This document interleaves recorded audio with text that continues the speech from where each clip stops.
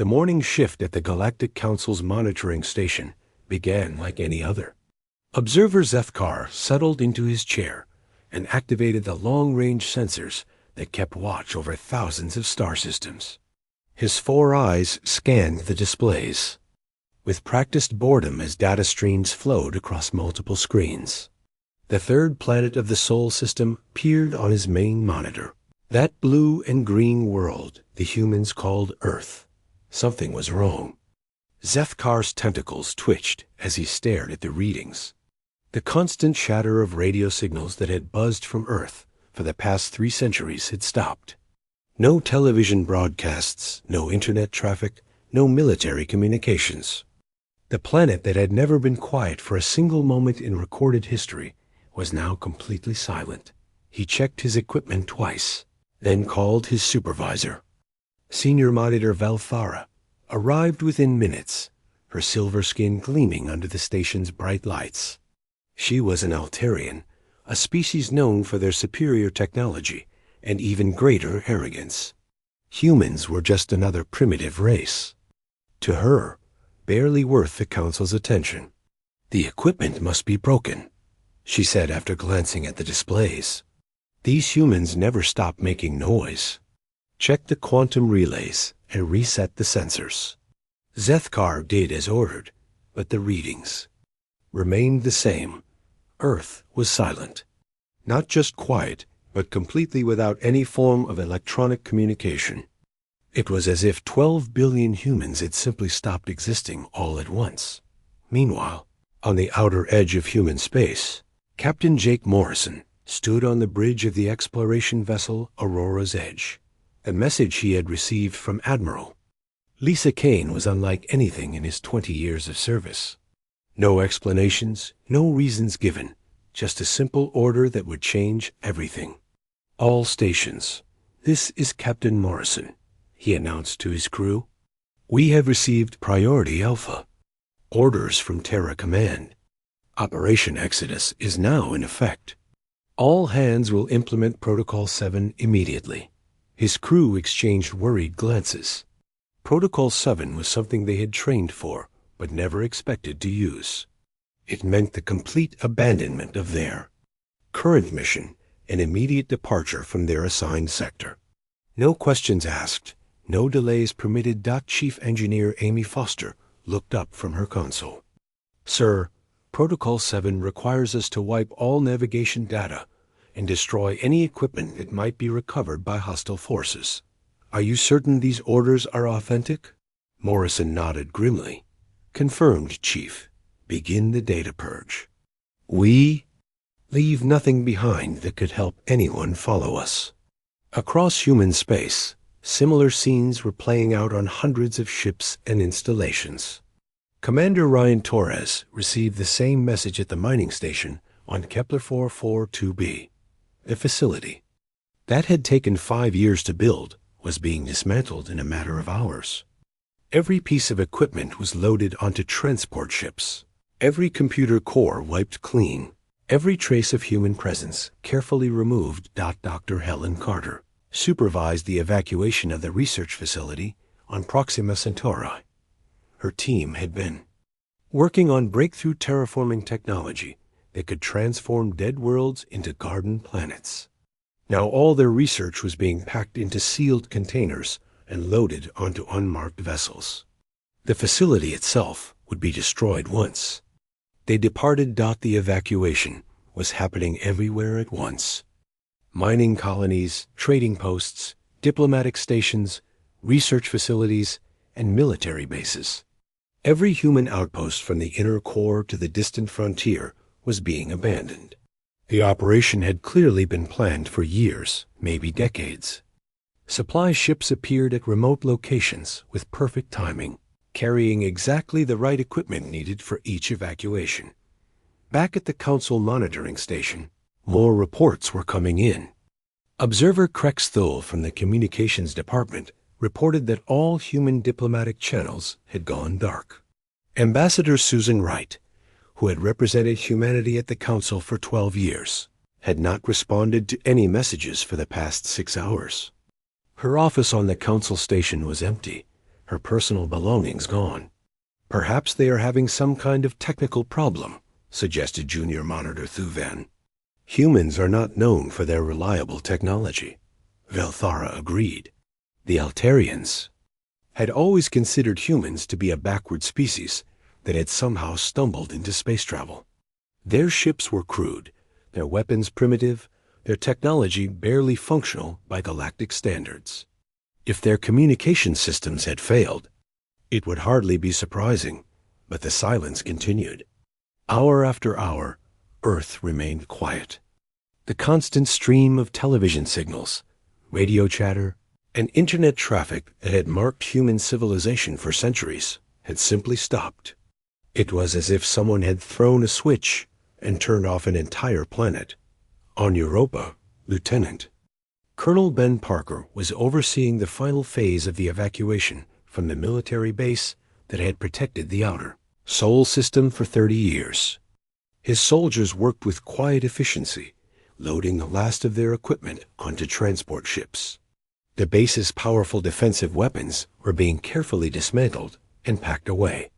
"Colonel," called Sergeant Kate Williams from the communications center, "we're receiving the final countdown signal from Terra Command. All human vessels are to be clear of monitored space within the next 4 hours." Parker nodded. 4 hours to complete an operation that should have taken months. Yet somehow it was working. Every human installation was evacuating on schedule. Every ship departing according to plan. The level of coordination required was staggering. Yet it was happening with mechanical precision. The transport ships were unlike anything the humans had shown to the galaxy before. They were larger than expected, faster than their known technology should have allowed, and equipped with stealth systems that made them nearly invisible to standard sensors. Where had these ships come from? How long had humanity been preparing for this moment? Dr. Sam Foster led the final group of researchers from the pharmaceutical facility on Titan. His team had been developing medicines that were keeping millions of aliens alive across 12 star systems. The Council had never acknowledged this, treating human medical science as primitive and unreliable. Now those same medicines would disappear along with everything else the evacuation ships carried, more than just people and equipment.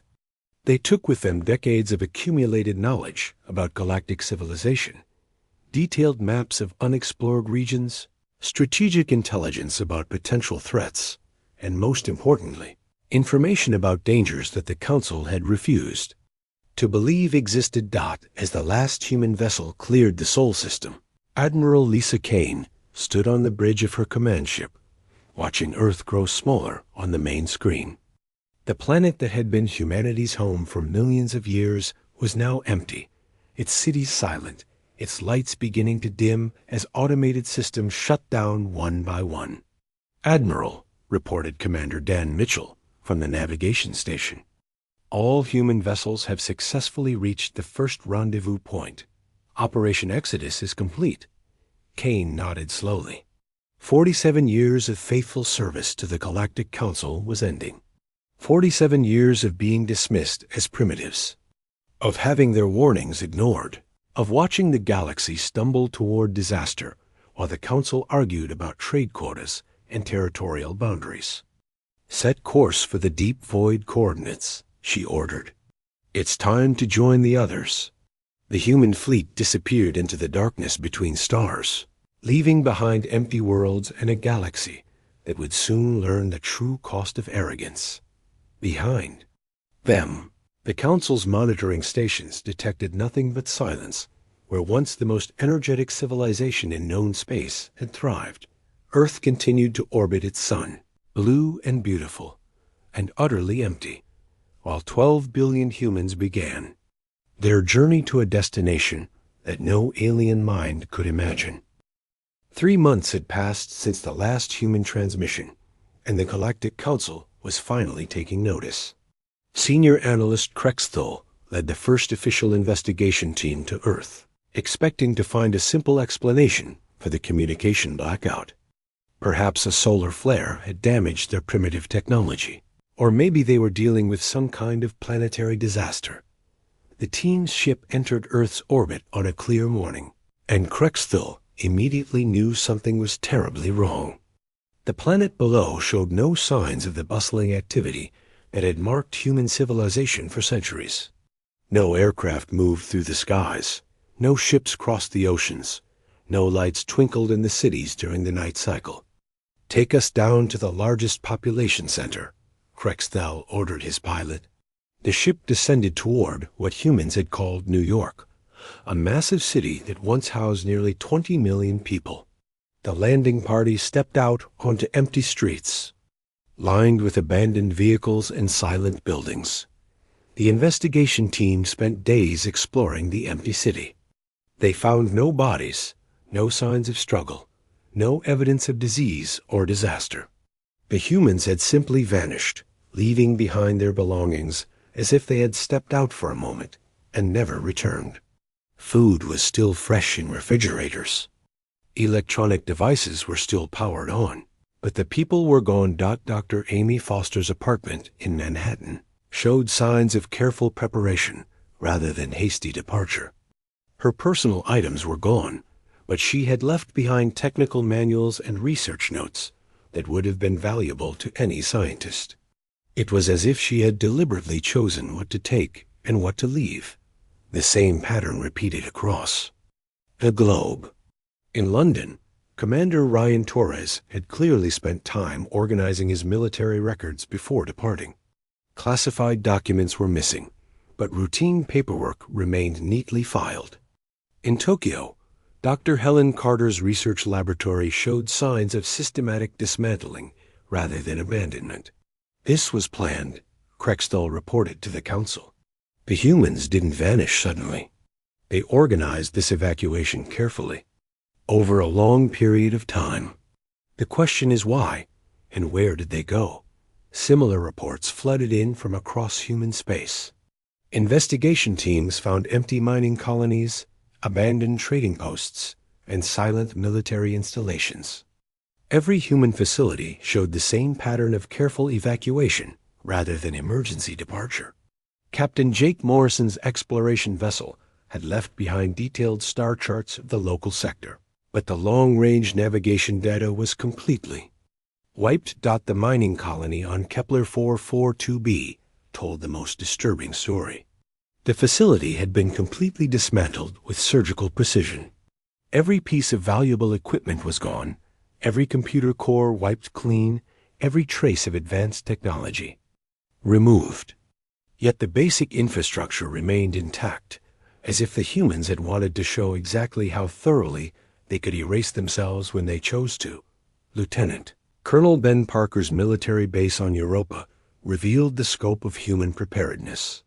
Hidden compartments in the facility contained supplies and equipment that exceeded anything the humans had publicly disclosed.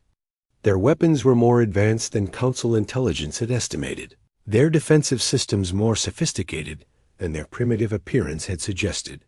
Counselor Thuvin of the Centauri Collective was the first to raise concerns about the economic implications. The humans controlled 17 major trade routes in our sector, he reported during an emergency session. Their mining operations supplied rare minerals to 43 different star systems. Their disappearance is already causing supply shortages. The numbers were staggering.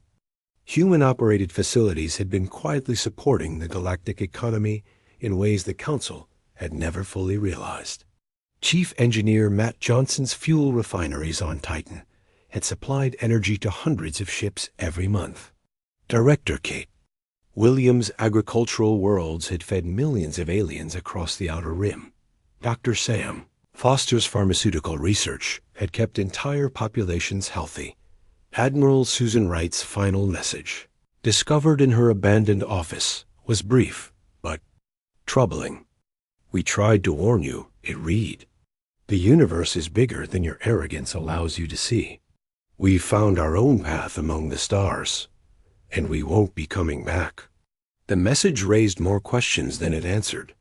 What warnings had the humans given that the Council had ignored? What path had they found? Most importantly, how had they managed to coordinate such a massive evacuation without anyone noticing the preparations? Investigation teams began uncovering evidence of long-term planning that stretched back decades. Commander Dan Mitchell's navigation records showed that human ships had been exploring regions of space far beyond their officially assigned territories. Dr. Rachel Scott's engineering reports mentioned technology projects that had never been submitted to the Council for review. The humans had been living double lives, maintaining their public role as junior members of galactic civilization, while secretly pursuing their own agenda. Their ships had been more capable than they admitted, their technology more advanced than they revealed, their knowledge of the galaxy far more extensive than anyone had suspected. Major Lisa Brooks' intelligence files, discovered in a hidden compartment at the Mars facility, contained surveillance reports on threats that the Council didn't even know existed. She had been tracking unusual energy signatures from dark space, monitoring ancient automated systems on the galactic rim, and investigating anomalous readings that official Council science dismissed as sensor errors. The scope of human activity was becoming clear. While the Council had been focused on trade disputes and territorial negotiations, the humans had been quietly exploring the deepest regions of space. They had made contact with ancient technologies, discovered hidden resources, and apparently found something that convinced them to abandon their place in galactic civilization entirely. Dr. Chris Taylor's research station on Proxima Centauri contained the most disturbing evidence. His computers had been wiped, but forensic analysis revealed fragments of data about something called the deep void entities. The references made no sense to Council scientists, but they suggested that humans had been investigating phenomena that mainstream galactic science considered impossible. More troubling were the defensive preparations. Captain Tim Anderson's patrol routes had been designed to protect not just human space, but several key sectors of the galactic rim. His departure left gaps in the early warning network that other species had come to depend on without realizing it. The humans had been providing security services that the Council had never officially requested. Engineer Rachel Scott's maintenance logs showed that humans had been secretly maintaining ancient defensive platforms scattered throughout the outer rim. These installations were so old that most species had forgotten they existed, yet human technicians had been keeping them operational for decades. Why had they taken on this responsibility, and what would happen now that they were gone?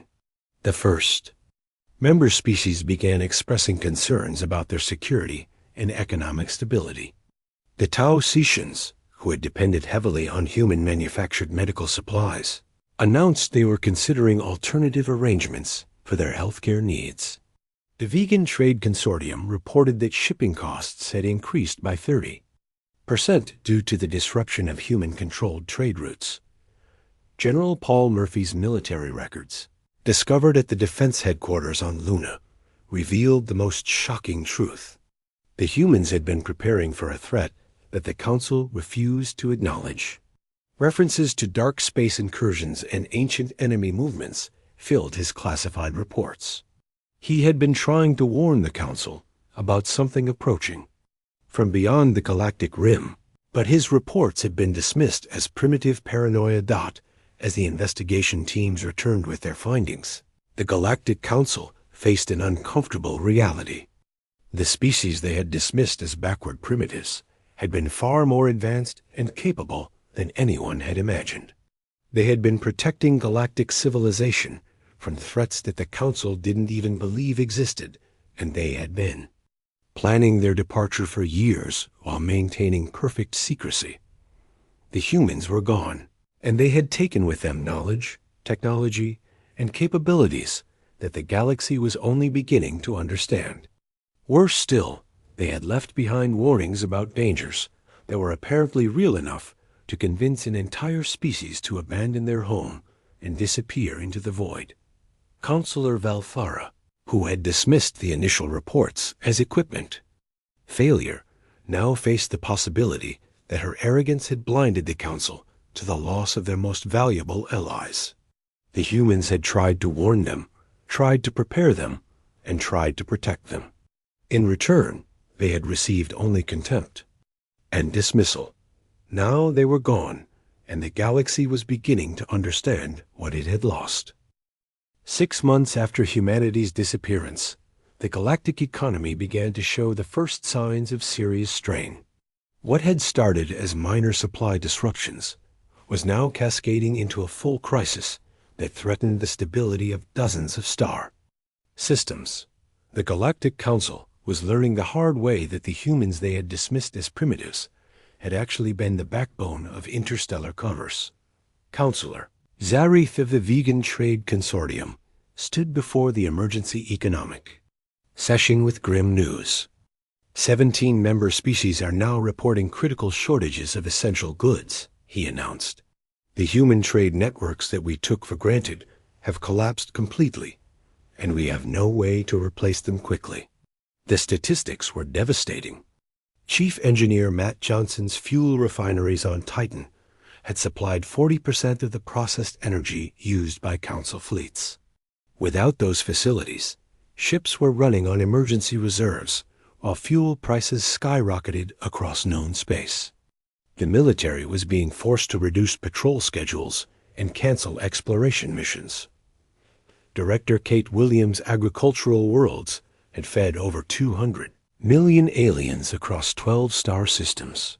Her disappearance had created food shortages that were spreading panic among populations that had never worried about their next meal. The sophisticated distribution networks that had kept exotic foods flowing between distant worlds had vanished overnight. Dr. Sam Foster's pharmaceutical research had been quietly keeping entire populations healthy for decades. His medicines treated diseases that were specific to different alien biologies, conditions that only human scientists had bothered to study. Without his research facilities, millions of beings were facing medical crises that their own doctors couldn't solve. The Council's economists were struggling to understand how one species could have become so integral to galactic civilization without anyone noticing. The humans had operated in the background, maintaining systems and providing services that other species had simply assumed would always be available. Their departure was revealing the true complexity of interstellar commerce. Captain Alex Rogers had been leading joint exploration missions with Council forces for over a decade. His detailed knowledge of frontier regions was now gone, leaving several promising star systems unexplored. The strategic maps maintained by Commander Dan Mitchell at the Navigation Bureau were encrypted beyond the Council's ability to break, sealing away crucial information about safe hyperspace routes.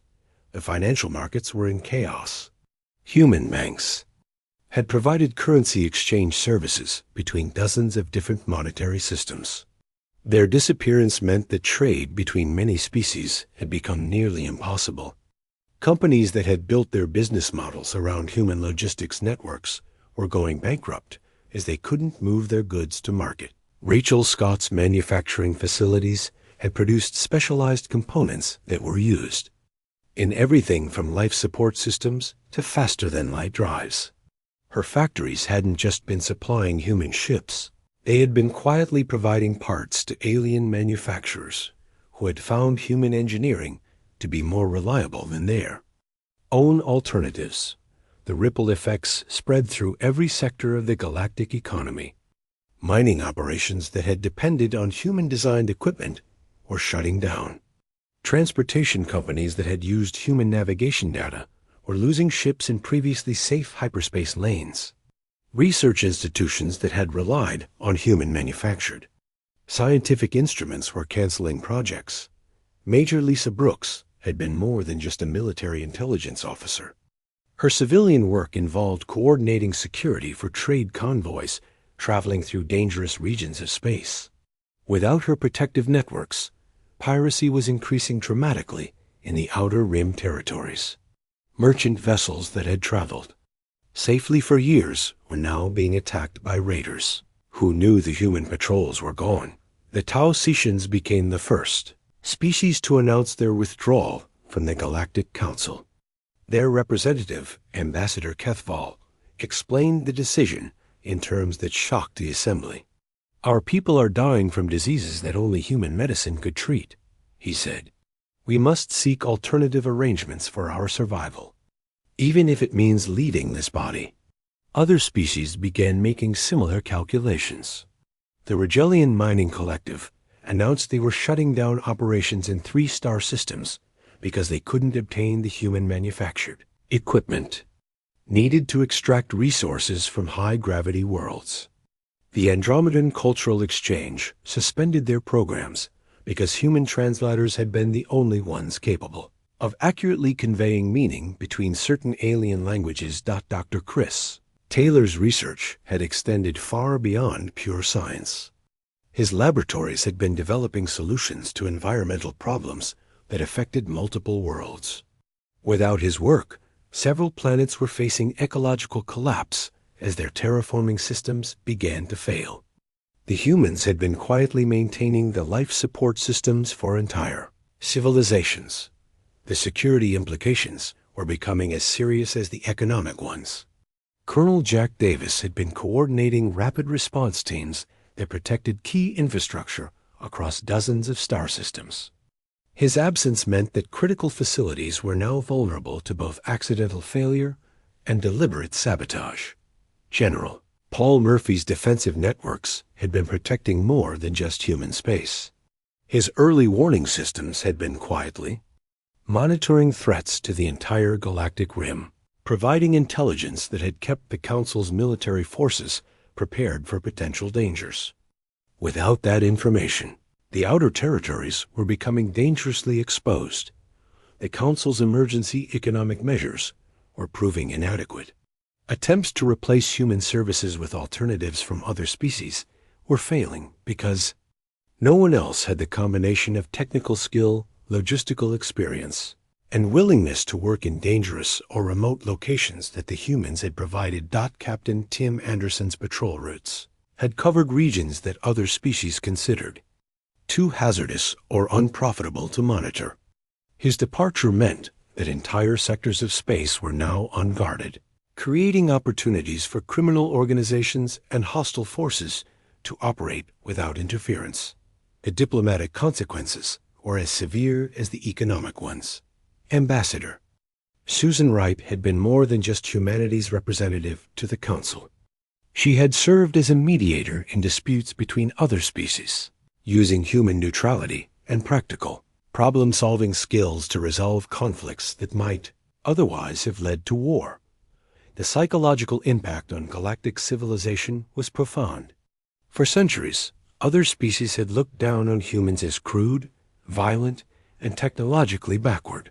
Now they were discovering that these same humans had been quietly holding their civilization together through sheer competence and hard work. Director Kate Williams' agricultural research had been feeding populations that couldn't grow their own food on their native worlds.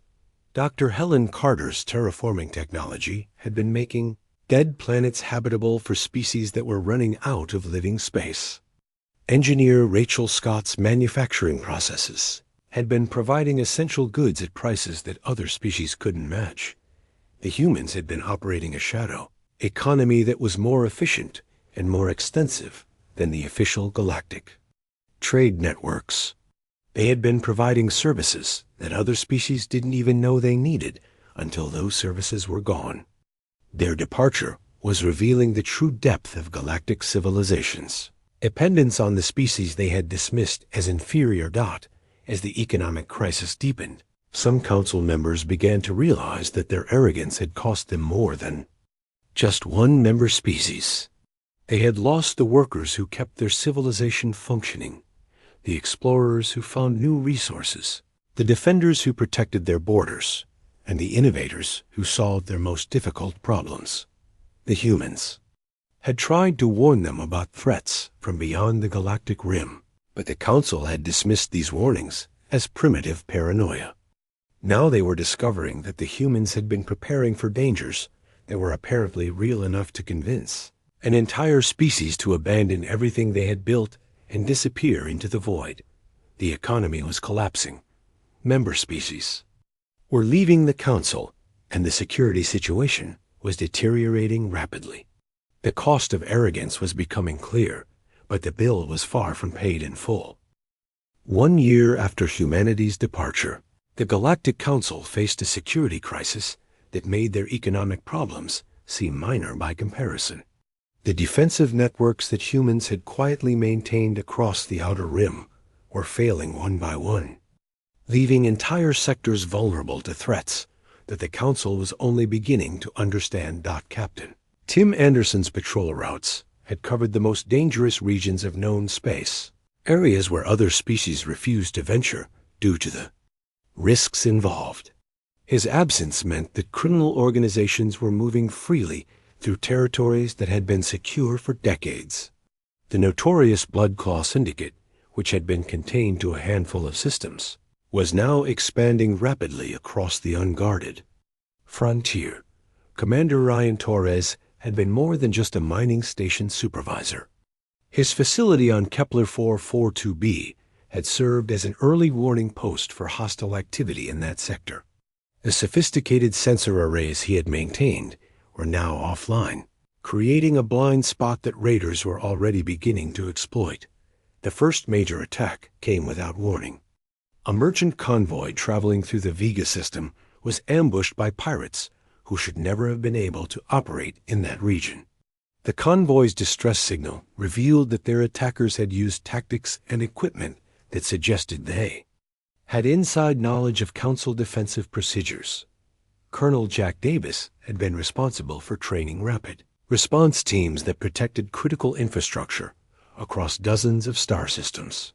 His departure meant that when the pirates struck at the Altair fuel depot, there were no specialized forces available to counter the attack. The facility was destroyed, creating fuel shortages that crippled shipping throughout the region. Even more disturbing were the reports from automated defense platforms scattered throughout the Outer Rim. These ancient installations had been protecting key hyperspace routes for so long that most species had forgotten they existed. General Paul Murphy's maintenance teams had been keeping them operational, but without human technicians, the platforms were beginning to fail. The Nexus Gate, a critical choke point that controlled access to 3 major trade routes, went dark. First, engineer Rachel Scott's maintenance protocols had kept the ancient defensive systems running for over 20 years. Without her expertise, the massive installation simply shut down, leaving one of the galaxy's most important strategic positions completely undefended. Dr. Chris Taylor's research station on Proxima Centauri had been monitoring more than just scientific phenomena. His sophisticated sensor networks had been tracking unusual energy signatures from dark space, signals that suggested the presence of hostile forces beyond the galactic rim. Those sensors were now silent, leaving the Council blind to potential threats from the void. The security implications became clear when the first Outer Rim colonies began reporting strange sightings. Ships of unknown design were being detected at the very edge of sensor range, vessels that appeared briefly before vanishing into the darkness between stars. Without the human early warning networks, these contacts couldn't be tracked or identified. Major Lisa Brooks had been coordinating intelligence operations that extended far beyond human space. Her networks had been monitoring the activities of potential hostile species, tracking the movement of criminal organizations, and gathering information about threats that the Council's official intelligence services had never detected. Of human intelligence assets created a cascade of security failures. Pirates who had been contained by the threat of human retaliation were now operating with impunity. Hostile species that had been deterred by human defensive preparations were beginning to probe the boundaries of Council space. The hegemony of Drax, a militant species from the galactic south, launched their first territorial expansion in 50 years. They had been held in check by the threat of human intervention, but Admiral Lisa Kane's disappearance had removed that deterrent. Their fleets were now moving against isolated Council colonies that had no effective means of defense. Captain Jake Morrison's exploration vessel had been doing more than just mapping new star systems. His ship had been part of a covert surveillance network that monitored the activities of potentially hostile civilizations beyond Council borders. Without that intelligence, the Council was losing track of threats that had been contained for decades. The automated defense platforms were failing faster than anticipated. Dr. Sam Foster's research had included developing new power sources for the ancient installations, but his departure meant that critical systems were running out of energy. The platforms that protected the core systems were still functional, but those guarding the outer territories were going dark one by one. Lieutenant Colonel Ben Parker's military base on Europa had served as a coordination center for defensive operations throughout the Sol region. His departure had disrupted communication networks that other military commanders had depended on for strategic planning. The loss of human coordination was leaving Council forces scattered and ineffective. The psychological warfare aspects were becoming as important as the physical threats. Criminal organizations were spreading rumors that the humans had abandoned the galaxy because they knew something terrible was approaching. These stories were causing panic among civilian populations and undermining confidence in the Council's ability to provide security. The Vegan Trade Consortium reported that their shipping routes were being harassed by raiders who seemed to know exactly when and where merchant vessels would be traveling. Without human intelligence networks, the Council had no way to track how this information was being obtained, or to predict where the next attacks would occur. Director Kate Williams. Agricultural worlds had been protected by defensive systems that other species had assumed were just routine security measures. Her departure revealed that these installations had been part of a larger network designed to protect food supplies from biological warfare attacks. Without those protections, several agricultural worlds were now vulnerable to devastating crop diseases. The ancient threats that humans had been quietly monitoring were beginning to stir. Deep space observation posts reported detecting massive energy signatures moving through the void between galaxies. These readings matched patterns that Major Lisa Brooks had been tracking for years, but her research data had vanished with her departure. The Council's military forces were discovering that they had become dependent on human support in ways they had never realized. Human-manufactured equipment was breaking down without proper maintenance. Human-designed tactical systems were failing because no one else understood how they operated. Human intelligence reports had been quietly guiding strategic decisions for so long that Council commanders didn't know how to plan operations without them. Engineer Rachel Scott's defensive technologies had been protecting more than just human installations. Her stealth systems had been shielding Council facilities from detection by hostile forces. Her early warning sensors had been providing advance notice of potential attacks. Her electronic warfare capabilities had been disrupting enemy communications. Across multiple sectors, the first Council member species began abandoning their outer colonies. The Regellians announced they were withdrawing from 7 frontier systems because they could no longer guarantee the safety of their populations. The Taosetians evacuated 3 mining colonies after repeated pirate attacks that their defense forces couldn't counter. The security crisis was revealing the true scope of human military capabilities. Captain Tim Anderson's patrol ships had been equipped with weapon systems that exceeded the specifications in their official reports. Colonel Jack Davis's rapid response teams had been using tactics and equipment that were more advanced than the Council's intelligence services had realized. The humans had been fighting a secret war to protect galactic civilization from threats that the Council didn't even know existed. They had been maintaining ancient defensive systems, monitoring hostile activities, and preparing for dangers that were apparently approaching from beyond the rim of known space. Now they were gone, taking with them the knowledge and capabilities that might have been the galaxy's only defense against whatever was coming. The Council's arrogance had cost them their protectors, and the price of that loss was becoming clear as security collapsed across multiple sectors. The Outer Rim was falling into chaos. The ancient defensive networks were failing and unknown. Threats were moving in the darkness beyond the edge of galactic civilization. The humans had tried to warn them, tried to prepare them, and tried to protect them. Instead, they had been dismissed as primitive warmongers by a council that was now discovering the true meaning of vulnerability. 18 months after humanity's disappearance, the silence was broken by a transmission that would change everything. Every council communication system suddenly carried the same signal, broadcast on frequencies that should have been impossible to access. The image that appeared on screens across the galaxy showed a human in military uniform, standing on the bridge of a vessel, unlike anything in the Council's databases. Admiral Tom Carter looked directly into the camera with eyes that held disappointment rather than anger. Behind him, displays showed star charts of regions beyond the galactic rim, areas that Council science insisted were empty void. The bridge around him gleamed with technology that seemed to bend space itself, creating visual effects that the Council's best scientists couldn't explain. "Members of the Galactic Council," he began, his voice carrying across thousands of star systems simultaneously. "For 47 years, humanity served faithfully as part of your civilization.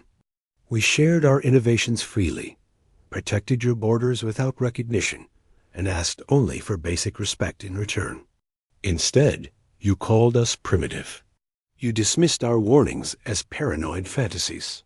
You ignored our strategic assessments about the threats gathering in dark space." The transmission showed glimpses of humanity's new fleet, hundreds of ships that dwarfed the largest vessels in the Council's arsenal. Commander Sarah Blake commanded a formation of vessels that seemed to ripple through space like living creatures. The ships moved with fluid grace that suggested propulsion systems beyond anything the galaxy had ever seen. "We found the precursor caches that you said didn't exist," Admiral Carter continued. "We made contact with the deep void entities that you claimed were myth.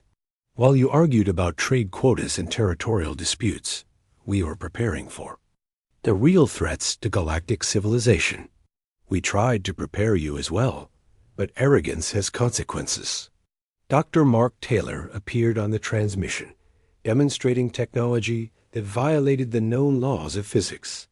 His hands manipulated holographic displays that showed the interior structure of stars, the quantum foam of empty space, and mathematical equations that described the fundamental forces of reality in ways that Council scientists had declared impossible. The scope of human achievement was staggering. Captain Jake Morrison stood in what appeared to be an observation deck that looked out onto a vast construction project in deep space. Massive structures were being assembled by automated systems, installations that seemed designed for purposes that the watching aliens couldn't comprehend. "The precursors left warnings," Admiral Carter explained.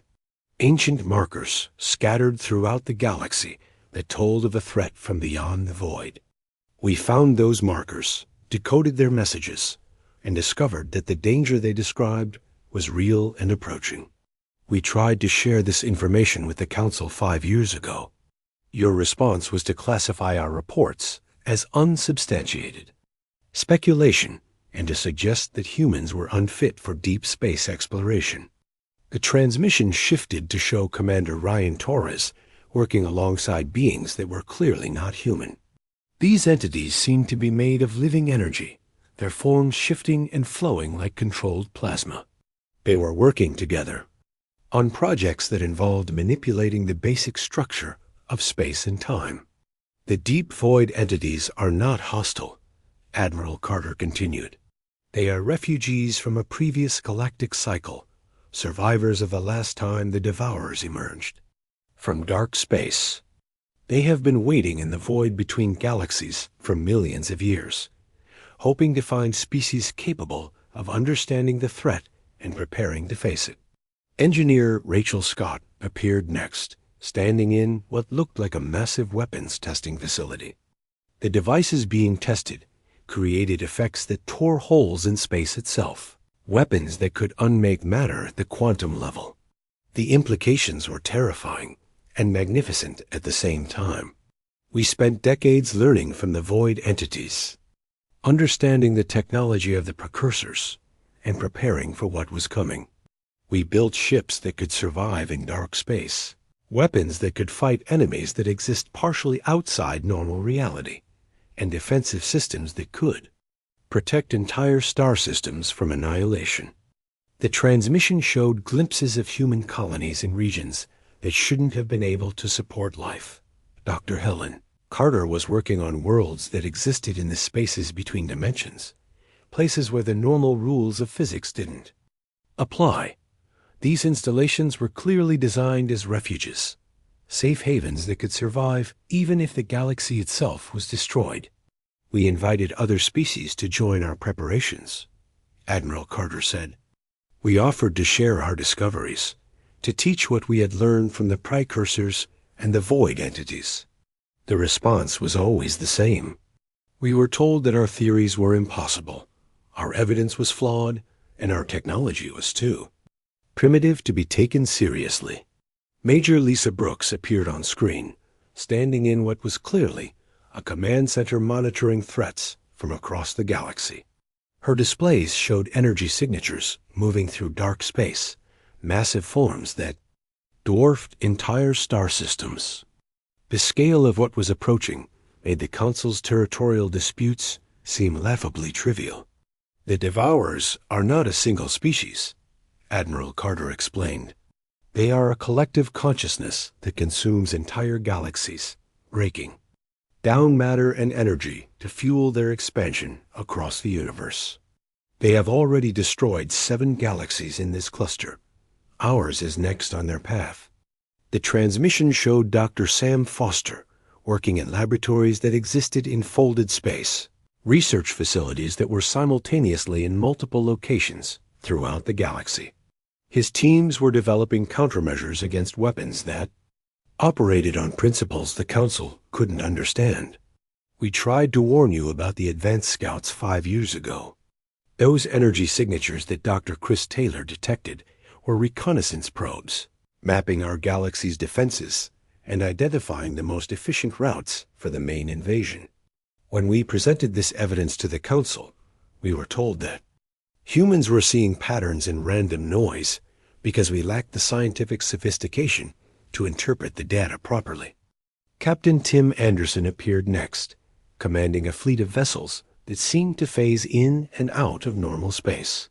These ships were patrolling regions beyond the galactic rim, engaging targets that were invisible to conventional sensors. The battle footage showed weapons that created explosions in dimensions that shouldn't exist. The first wave of Devourers will emerge from dark space in 72 hours, Admiral Carter announced. They will target the core systems first, seeking to destroy the Council's command structure and eliminate organized resistance. Your fleets are scattered, your defenses compromised, your economy in ruins. You are not prepared for what is coming. The transmission showed Lieutenant Colonel Ben Parker coordinating with alien allies that the Council had never encountered. These beings possessed technology that made even human achievements look primitive, but they were clearly working as partners rather than masters. The cooperation between species was seamless and natural. The species that showed kindness to humanity will be offered refuge in our protected zones, Admiral Carter continued. The Taosetians, who treated our medical researchers with respect, will find sanctuary in our installations. The Rigelian miners, who shared their discoveries freely with human scientists, will be evacuated to our colonies in safe space. Director Kate Williams appeared, overseeing massive agricultural installations that existed in pocket dimensions designed specifically to survive galactic destruction. These facilities could feed billions of refugees while remaining completely hidden from the Devourers' detection methods. We have spent 18 months establishing defensive positions throughout dark space, Admiral Carter explained. Our fleets are positioned to intercept the Devourers before they reach the galactic rim.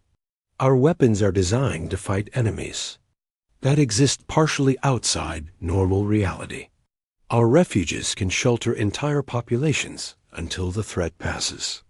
The transmission shifted to show General Paul Murphy, commanding what appeared to be a mobile fortress the size of a small moon.